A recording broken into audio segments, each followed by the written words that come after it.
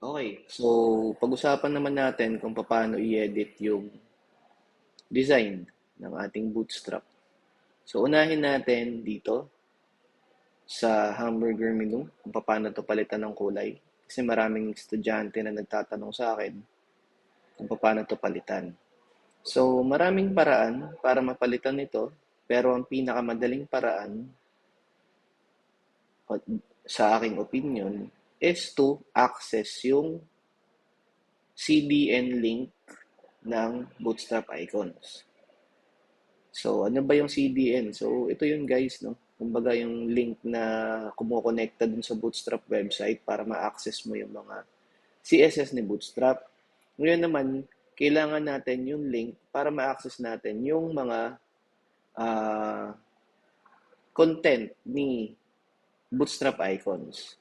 So, para mahanap natin yung link na yun, ang kailangan natin gawin is, una, i-search natin sa Google itong Bootstrap icon CDN. Now, kapag na-search mo na siya, piliin mo tong nasa taas. Yan, ito. Bootstrap icons version 1.3.0. Okay. So, scroll lang kayo sa website na yan and then hanapin nyo yung part kung saan sinasabi yung CDN Quick Start with Icon Fonts. Ganyan. So, ang gagawin natin is ito. Piliin natin ito at i-include natin siya sa ating HTML.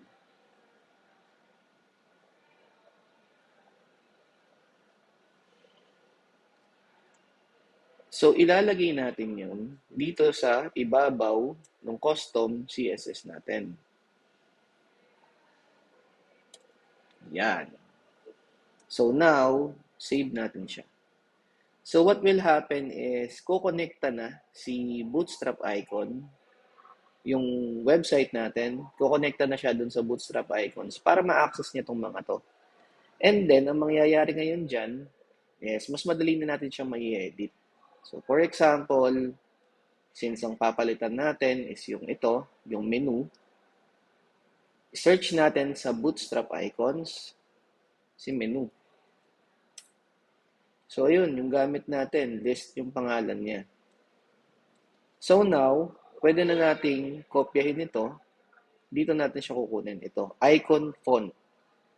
So, ang mangyayari is parang babasahin ni website na parang font yung icon natin. So, mas madali natin siyang ma-edit. So, copy natin yan. And then, ipipaste natin siya dito sa part ng button doon sa span. So, ang gagawin natin, itong si span, tatanggalin na natin yan. So, ano ba nangyari kapag tinanggal ko yung span? So, ayun, nawala yung icon niya. And then, ang ipapalit ko is yung kinapi natin doon sa bootstrap icon. Ayan siya. So, I is for icon, BI is for bootstrap icon. And then, BI is for list. So, save natin. So, now, ayun, lumitaw na dito. So, ang gusto nating mangyari is palitan yung kulay lang nung icon na to. So, now, pupunta na tayo doon sa ating CSS. So, itong icon na yan, nakapaloob siya dito sa class na navbar toggler. Kasi nga, ito yung button natin, di ba? Yun yung area ng button eh. So, kukunin natin to. Okay? Ngayon, ito naman, para mapalitan din natin yung kulay nito, ito naman ay si navbar. So, ang pangalan nito is navbar light. So, lagay natin dito sa ibabaw ng main natin sa CSS. Navbar light, comma, navbar toggler.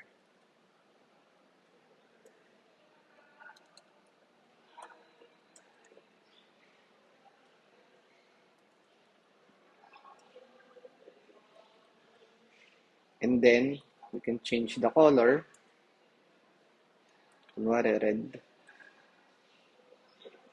Ayun, naging red na yung pinaka-toggler niya. And then, para sa border, type natin, border, color.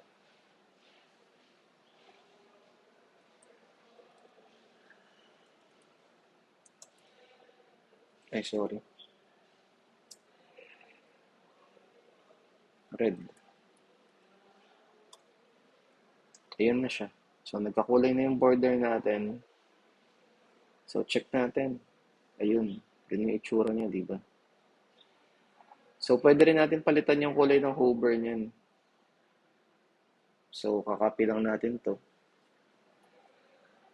Paste natin sa ilalim. And then, dun sa tagger, pwede natin lagyan ng hover.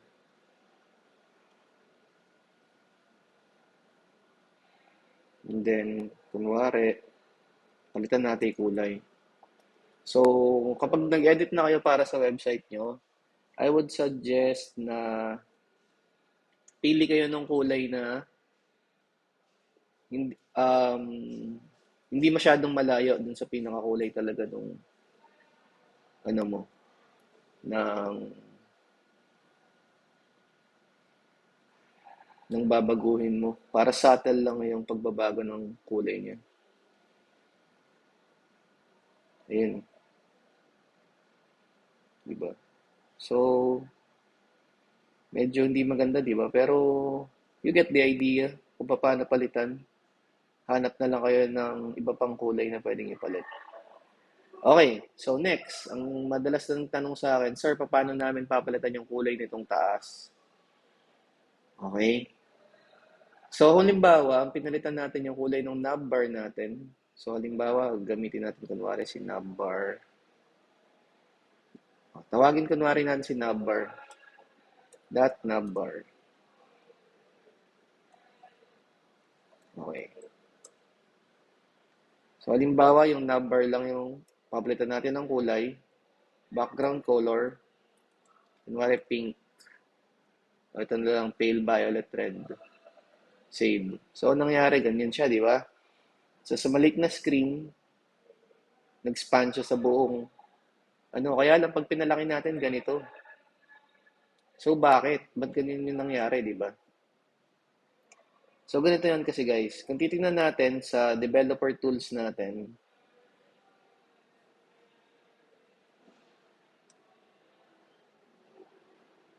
kung titingnan natin to, itong area na to kasi body na siya.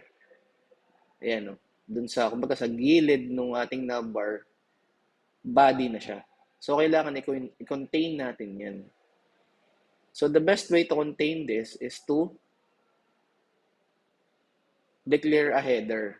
Para kumbaga, itong ibabaw na yan, itong navbar natin na to, is nakakontain siya sa header, tapos ang i-edit natin is yung kulay ng header natin. So, magkakaroon ka ng header, main, footer. Yan, tinan mo yung footer mo, ano siya sa buo, di ba? Okay, so gawin natin yan. So, gagawin natin, punta tayo sa ating index, and then, doon sa ilalim ng body, declare tayo dito, header. Ayan. And then, class, then bahala na kayo kung ano gusto niyo yung pangalan dun sa header niyo na yan. So, for example, pangalan ko ito, Nabi.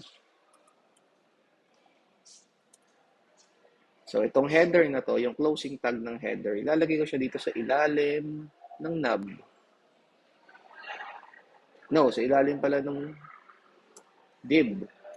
Para i-contain niya to lahat. So, save natin. Now, itong nabi na to, siya yung tatawagin ko. So, dito sa ibabaw. O, ito na lang. Sa halip na number, lagay ko dyan. Nalagay ko dito, nabi. Save. And then, look at this. Ayun na.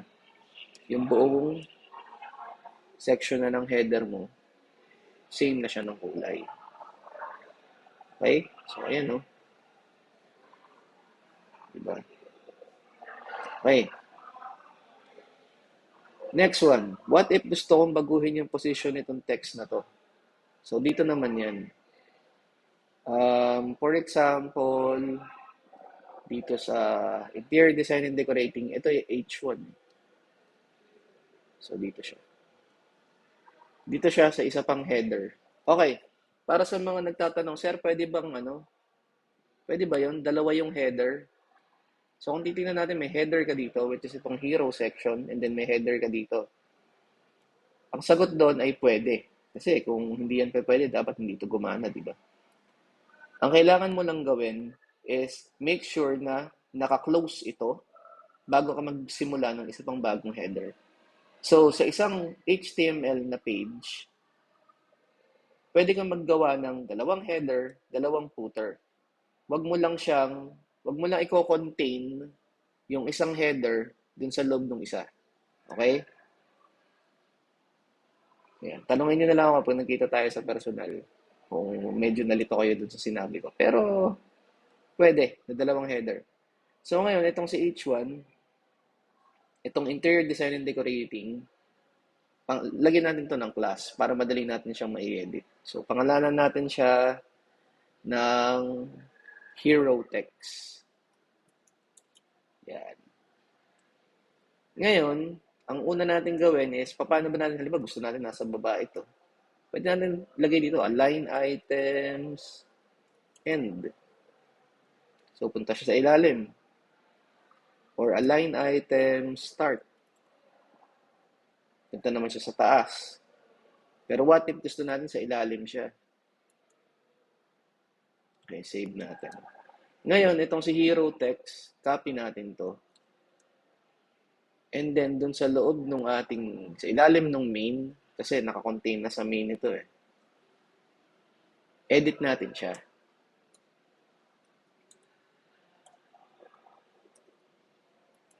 Yan. For example, ang una natin gustong gawin is gusto natin na malaki yung sukat niya. Font size. 12. BW. No? Since ito ay width. Yung lapad yung inukuha natin. Save. So, lumaki siya, di ba? So, masyado siyang malaki. Mahaba kasi yung text eh. So, gawin natin 8 lang. 8. Save. Laki pa rin. 5. Masyado lang maliit. 7. Yan. Mare ganyan. So, what happens is, yun, no? Lumalaki din yung ating text.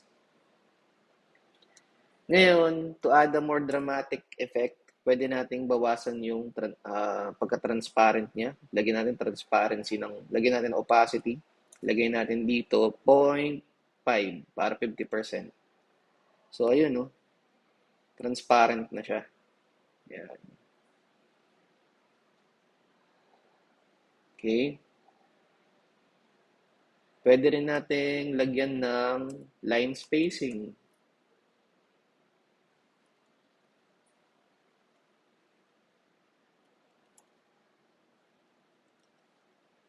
Ngari, negative 5 pixels. Negative 10.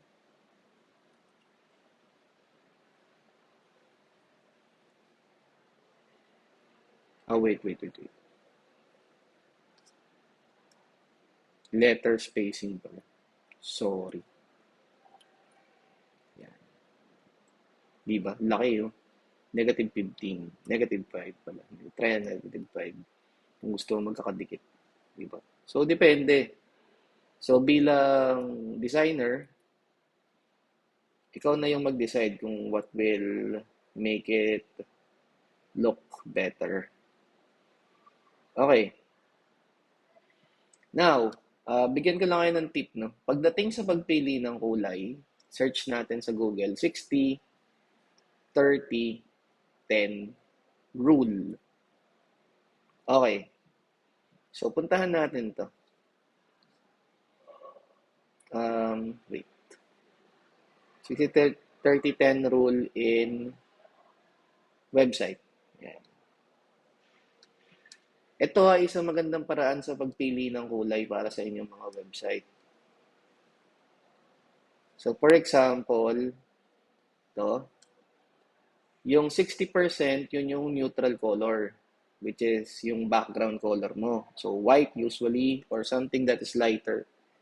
Hindi naman, kahit naman hindi pure white. Ayan. Tapos yung 30% is yung primary color mo. And then yung 10%, ito yung para sa mga buttons. Okay? So, yan yung 60-30-10 rule. Pagpili ninyo ng kulay. So, yung pinakamatapang yung kulay, yun yung gagamitin mo na kulay ng mga buttons mo. Okay? Para magandang tingnan. Speaking of buttons, paano naman natin i-edit yung kulay ng button? So, for example, ito. So, para ma-edit natin yan, punta tayo sa portfolio natin. Dito sa ating,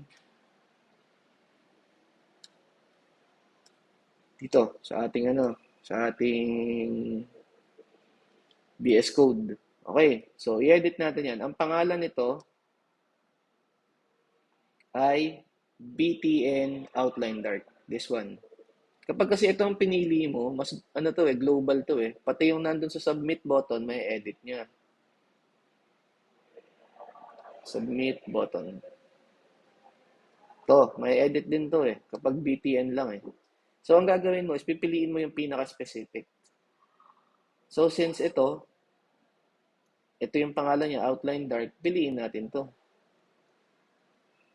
So, copy, and then you edit that in your CSS. So, dito, sa ibabaw ng footer, paste natin. Kunwari, gawin natin pink.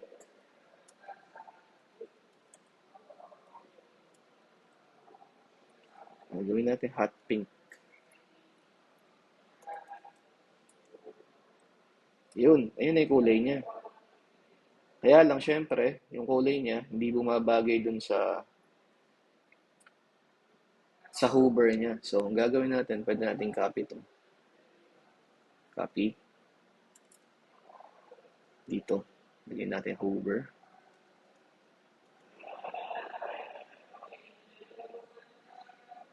Ang gagawin ko, dito sa ilalim yung hot pink, din sa ibabaw, lalagay ko yung pink. So, save.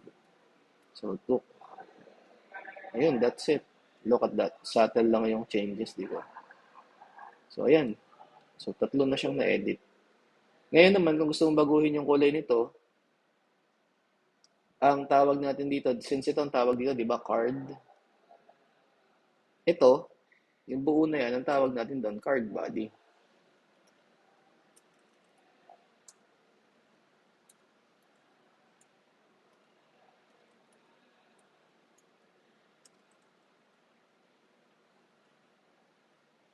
Kunwari, background color, ano ba? Alice blue. Save. So, yun na. Hindi masyadong pansin, ano? So, para makita lang, sa example, blue, ayun, palitan na. Okay? Pero syempre, wag tayong gagamit nung matapang ng kulay. Diba? Yung babagay dun sa ating ano. Kunwari, ano ba? Light, ano ba? Light gray. Ayan. Save. So, ayun. So, guys, kayo na bahala mag-edit ng kulay niyan. Okay. So, next, ano pa ba? Ito. Meron akong mga estudyante, sabi nila, gusto daw nila sa halip na text yung nakasulat dito, gusto nila picture na, kumbaga yun yung lulutang dito. So, pwede natin gawin yun. Pwede tayong pumunta dito sa index natin. And then, yung H1 natin, papalitan natin yan ng picture. Saan ba siya? Ito. Palitan natin. So, maglagay kayo ng image dyan. So, since dito, for the sake of example lang, ang gagawin ko is kokopyahin ko na lang to. Yan. Kopyahin ko tong si image na to. Then, paste ko dito. Save. Ayun na siya. Diba? So, pag ginalaw mo yan, ga-adjust. Nasa ilalim siya kasi dito tayo sa align items natin, naka-end tayo eh. Lagay natin center. Save. So, kapag malaki screen,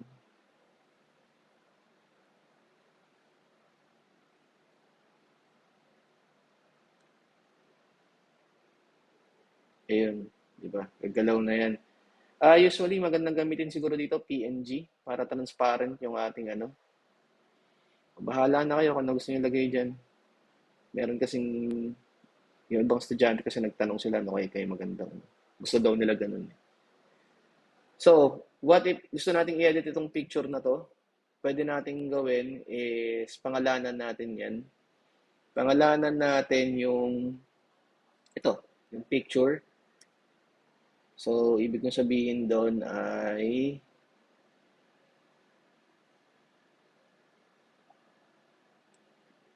bibigyan natin siya ng class. So, dito sa image na yan, pangalan natin class.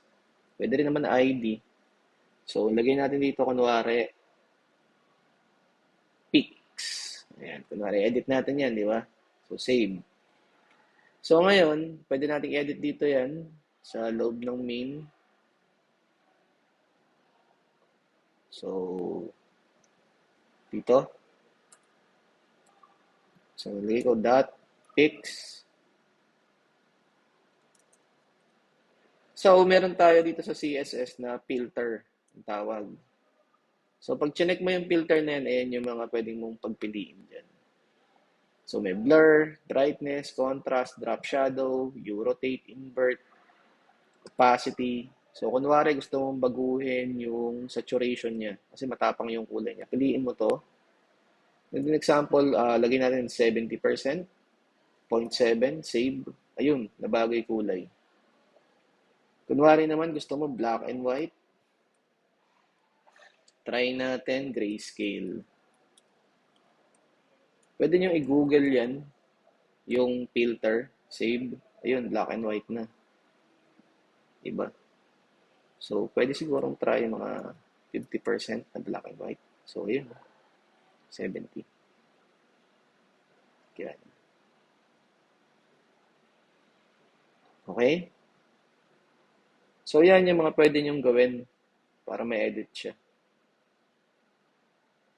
Okay, kung may tanong kayo, pwede nyo akong i-message sa Google Classroom. Kung meron kayo specific na questions, baka mamaya may mga pinaplano kayong mga malulupit na design, then need nyo ng tulong. Diba? Baga may mga binabala kayong masama para sa mas magiging malupit na design ng website ninyo. Okay? So, yung next video natin, JavaScript, abangan nyo rin. Okay, so good luck.